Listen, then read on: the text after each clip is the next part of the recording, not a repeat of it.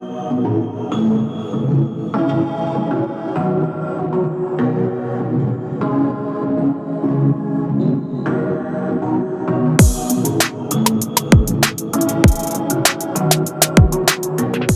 guys, how's it going? What's up? I am Mike, I'm Steven. and we are the two jabronis that are going to be strolling along on Jabroni Drive.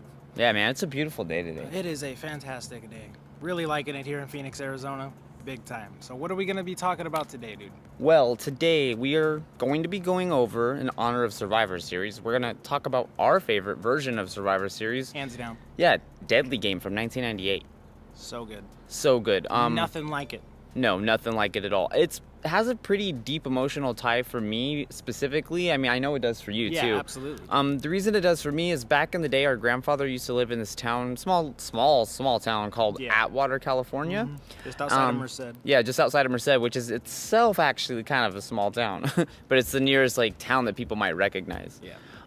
And because of that, there was only a Hollywood Video back when Hollywood Video and Blockbuster existed, and a tiny mom and pop store. And we would typically go to this one a lot. The reason why is because They had a lot of really old WWF, like WWF. with the block letters. With the block letters, not just like the sketch, cool attitude stuff that was going on at the time. Yep. They actually had the old school. like throwback for then kind of shit. Yeah, so that's why we would go there. And one of the new ones they had at the time was Deadly Game. And Yes, I it rented it, and aside from X7, it might be my favorite pay-per-view. Yeah, really. I mean, I like ideas for pay-per-views more, but I don't really like actual pay-per-views more. Yeah, exactly. Like, you might be like, oh, that match from that or that moment from that, but it just, wow. And we'll get into Survivor it. Series has so much history. yeah. And it's fantastic. Yeah, but we'll get into why. Mike was like, yeah, dude, we should definitely bring this up on our walk this week because Absolutely, dude. it's perfect timing. Why not? Let's get people amped up for this. So I'm gonna kick it off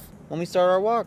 Let's do it. So number 5 for us is that as I rewatch this, dude, and it hurts my feelings. That's why I kind of had to preface all that. That's why I usually don't start Mike's show with my stories, right? Special place. Yeah, special place. We hold this high. It's a great pay-per-view. It's kind of sloppy. It is kind of sloppy. Yeah, it's kind of sloppy, and I feel like if it came out now, it would get picked apart by how sloppy it is. Yeah, it really would. It really, really would. Like the big thing for me is it's not sloppy in the way you think. Like the wrestling itself is actually not. Yeah. It's not sloppy in that way. Ken Shamrock pulls off a Hurricane Rana. Al Snow's pulling off great moves. Like people are doing some great stuff. It's not that. It's more of like the pacing of matches and the referees' decisions. They're counting out people 1 second. Inconsistencies. Yeah, they're counting out people. Then the next time they're just letting it go. Yeah, like, and what's that? it's frustrating to watch that and kind of have your intelligence insulted. Sorry, we're going through Jurassic Park over here. But then there's also my biggest pet peeve of it was looking at from like this prism is the fact that William Regal, or Steven Regal was what he was called, is a horrible character at the time. Just personally, I don't like that. Ugh. God, a real man's man. What was that? Good. Wearing a hard hat to the ring as a British actor. It's so weird. So then they get counted out, right? It's one of the things I'm talking about. And then Vince is like, no, switch it, which is a great move and something that like is totally great, cool to do. Tired of all the false ending stuff. Yeah, and exactly. Even back then, a double count out was pretty much universally panned. Yeah, so we're like, you know what? Yeah, no, I don't want that. And nobody wanted that. So I was like, yeah, overtime, yeah. X-Pac just leaves. No, he's just like, oh, fucking later. And then they're like, what? Austin gets, yeah, exactly. Nobody forces him back in. None of that shit. Yeah, and he's like, Austin gets a bye. And Regal runs after him, but that's all that happened. That's it. And Vince is like, so Austin gets a bye, and that's it. And we're just like left to believe that that's the way it was supposed to go. This guy who decided to throw this tournament in the first place doesn't have enough power to change something in it. It just... Yeah, it was weird. Dumb. It was weird. They could have just, I mean, you know they have backups because they always did. There's always people backstage. So that was frustrating. But then Michael's going to tell you a reason that kind of counteracts that. Doesn't counteract it in the context of like squashing it. No, but yeah, it definitely gives you, it definitely gives you a little more like, okay, well, that's why it's still looked at the way it is. Yeah, as we said, we love this pay-per-view. It's very closely regarded for both of us. The thing that really saves a lot of that sloppiness is just the freedom that the announcers are given. Just the absolute, oh, I'm JR, and I'm just going to pick up any slack that anybody just needs me to because I'm the best that there has ever been. Like, that guy just, oh, man.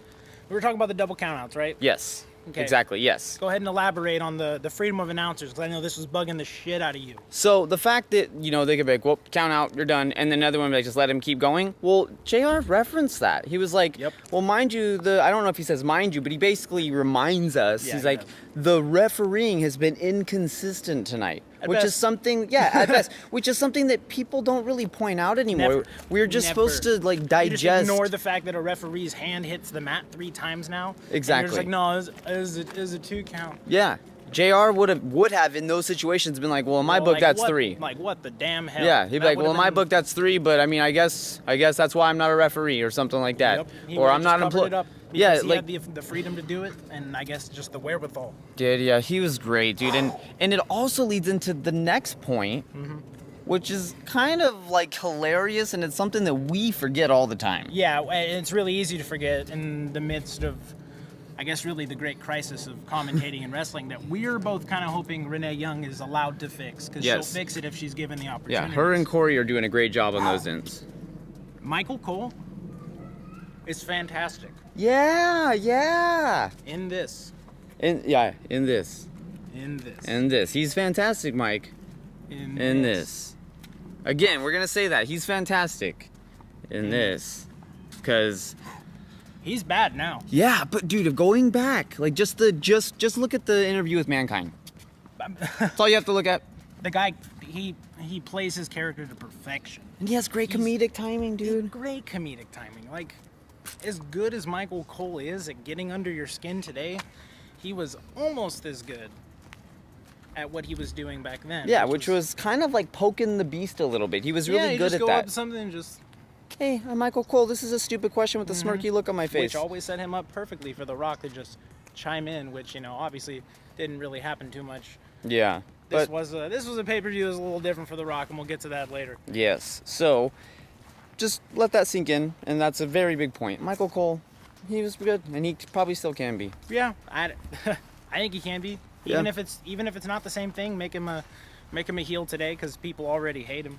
Yeah, no kidding. And then he can just get under people's skin the right way. Yep. Feed into it, steer into it. So, what's number 4? So the number 4, Yes. this is The Rock's coronation. This is his crowning moment. This Yay, The Rock! This is his first heavyweight title. This is great, man. We're walking through the jungle like Jumanji to celebrate The Rock right now in a way. It's true. It is. We really are.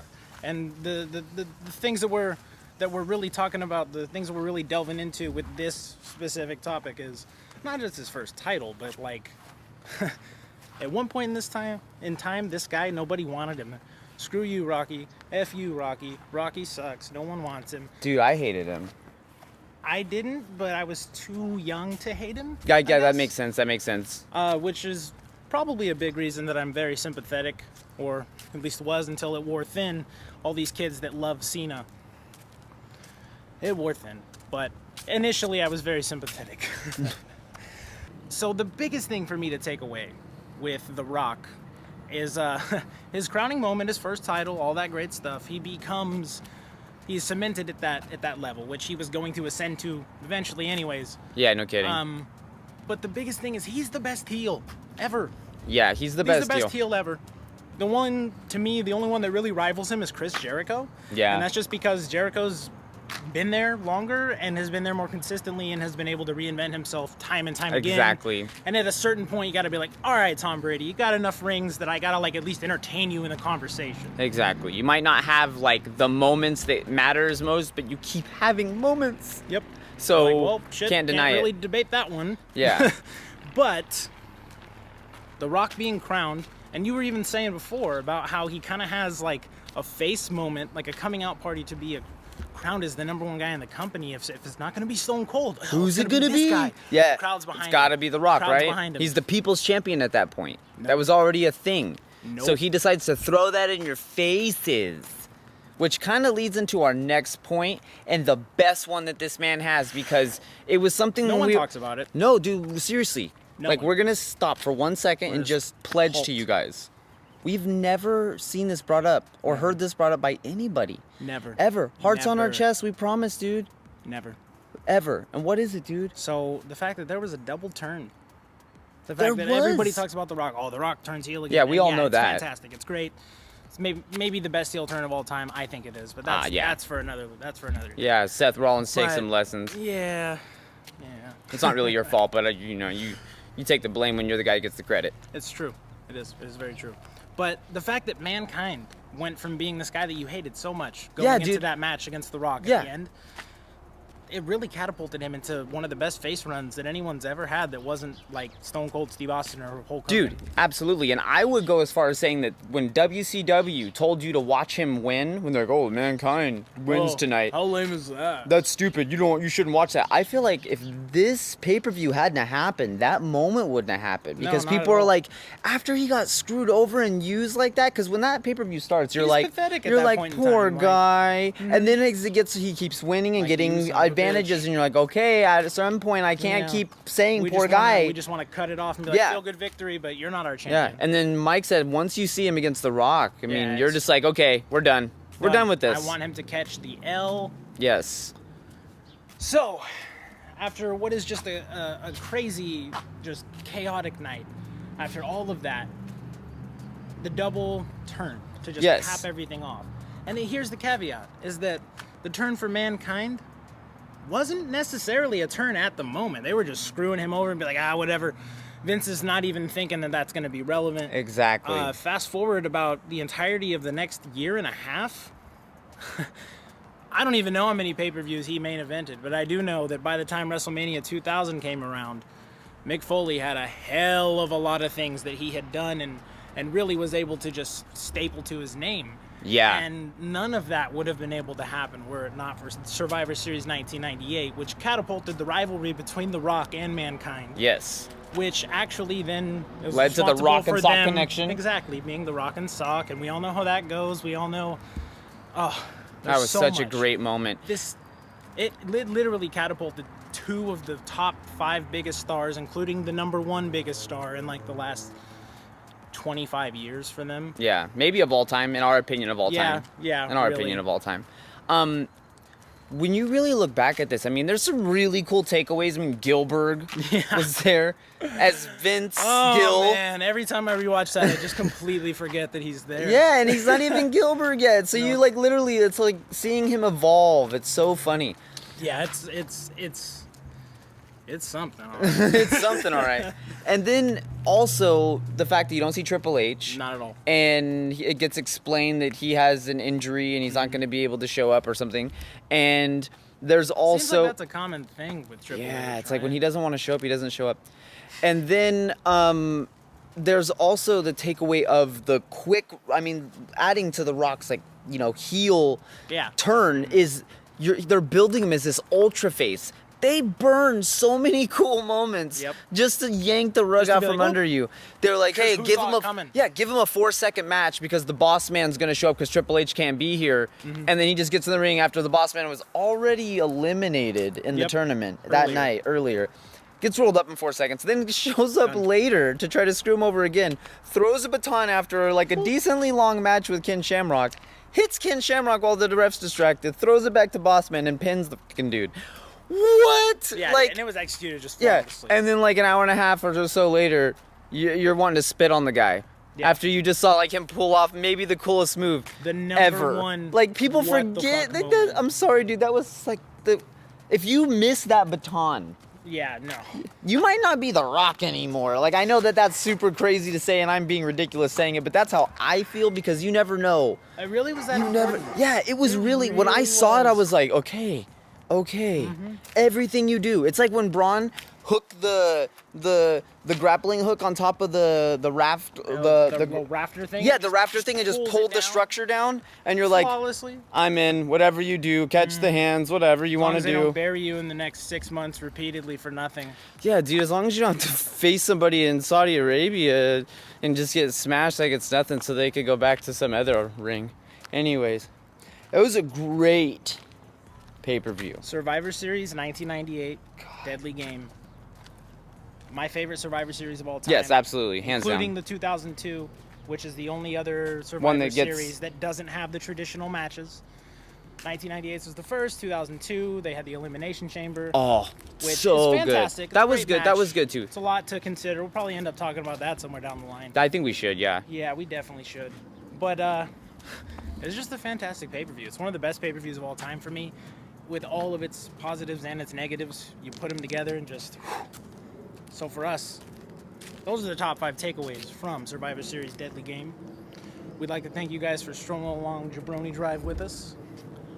We are some hungry jabronis ourselves. Oh my god, dude, I'm so We are freaking gonna get starving. back to the house and Yeah, we had to start this video like a whole bunch of times because it's Saturday and everyone's having a great weekend. So we just kept running into our Smelling neighbors. barbecues. Yeah, man. So it's getting us hungry. So we're gonna go eat. Oh, man, literally just smelled a barbecue as I'm walking past. no bullshit. That's I'm not all just saying that was not set up. delicious. Oh my gosh. Okay, so we're gonna go get some food Yeah, I want some barbecue. later. Jabronis. You guys take it easy. For both of us here, Steven, I am Mike. Take it easy, jabronis. Later.